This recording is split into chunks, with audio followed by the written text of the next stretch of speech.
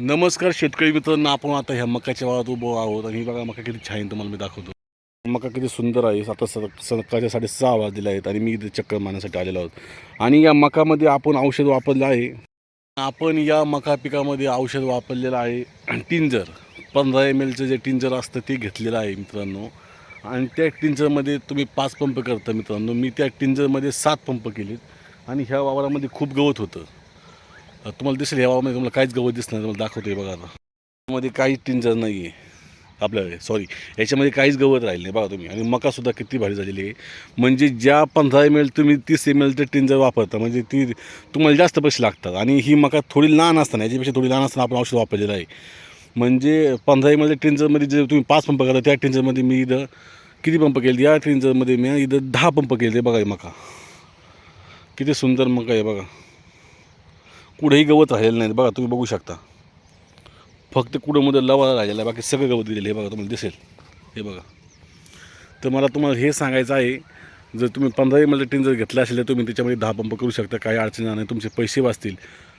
मकाला तुम्ही ज्यावेळेस तणनाशक मारता त्याच वेळेस तुम्ही कीटकनाशक वापरा. म्हणजे तुम्हाला डबल फवारणीचा खर्च वाचेल, तुमचा टाईम वाचेल आणि त्याच्यामुळं तुमचा खर्चही कमी होईल, औषधही कमी लागेल.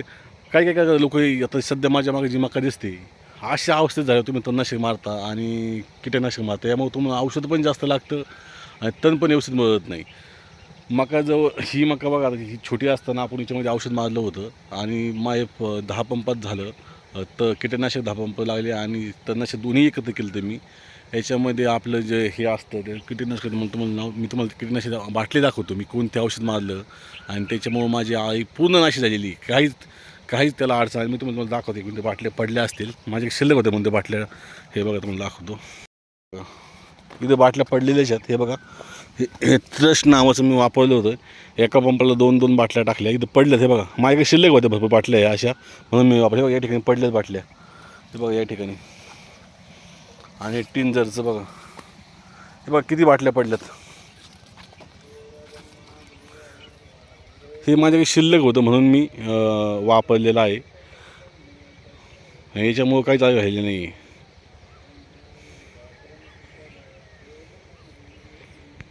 याच्यामध्ये इमामेक्टिन बेनसाईड 5% असल्यामुळे याच्यामध्ये अजिबात राहिलेली नाही या मकामध्ये, तुम्ही बघू शकता.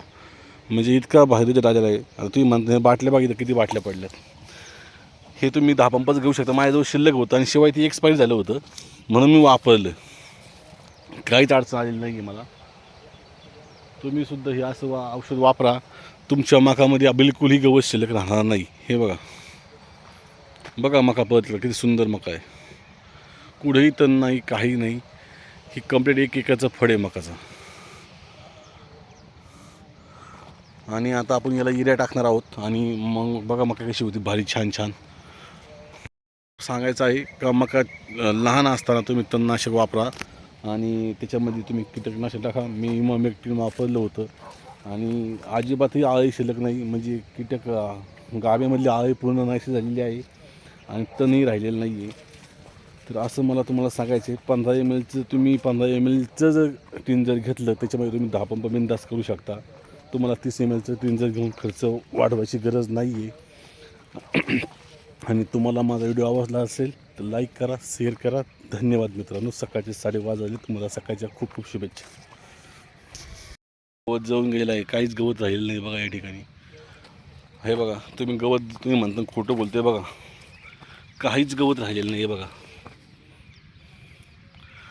म्हणजे तुम्हाला मी याच्याकरता सांगतोय मित्रांनो का तुम्ही ते 30 ml टिन जर घेता त्याच्यामध्ये तुमचे किती पंप होतील, 14 पंप होत असतील समजा, तर त्याच्यामध्ये तुमचे दुप्पट पंप होतात.